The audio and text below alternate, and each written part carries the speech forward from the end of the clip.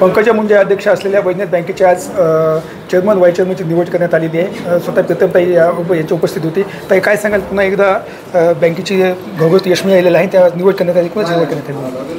आज चेअरमनपदी विनोद भैया सामंत आणि व्हाईस चेअरमनपदी रमेशदादा कराड यांची निवड झालेली आहे।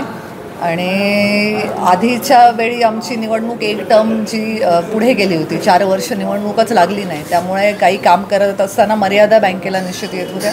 त्या सर्व मर्यादांना पार करून या टर्ममध्ये बँक ही अधिकाधिक यशाची उंची गाठेल असं आजची भावना आमची सर्वांची आहे। ताई, लोकसभेला स्वतः पंकजताई उभा होत्या, त्यावेळेस आपण स्वतः मेहनत केली होती, कार्यकर्ते मेहनत केली होती। आता पाहिले तर या बँकेचं पहिलं यश आहे, हे आपण संपूर्ण आपल्या बँकेतून ताब्यात आलेली आहे। आता आगामी काळामध्ये पाहिले तर स्वराज्याच्या संसदी निवडून आहेत, पुन्हा पंकजा मुंडे प्रीतमताईची काय भूमिका असणार आहे? आमची भूमिका ही नेहमी जशी होती तशीच असणार आहे, सर्वांना सोबत घेऊन चालण्याची आणि बीड जिल्ह्याला पुन्हा एकदा विकासाच्या वाटेवरती आणून त्या वाटेवरती एक उच्चांक त्याचा गाठण्याची, जशी पंकजाताईंनी 2014 ते 2019 या त्यांच्या पालकमंत्रीपदाच्या काळामध्ये बीड जिल्ह्याने जे सोन्याचे दिवस पाहिले ते निश्चितच परत लवकर यावेत यासाठी प्रयत्नशील आम्ही आहोतच।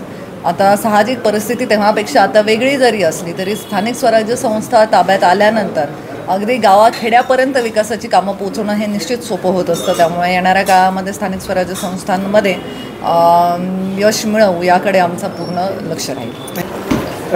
विकास लागण्यासाठी संभाजी म्हणजे टुर्नामेंट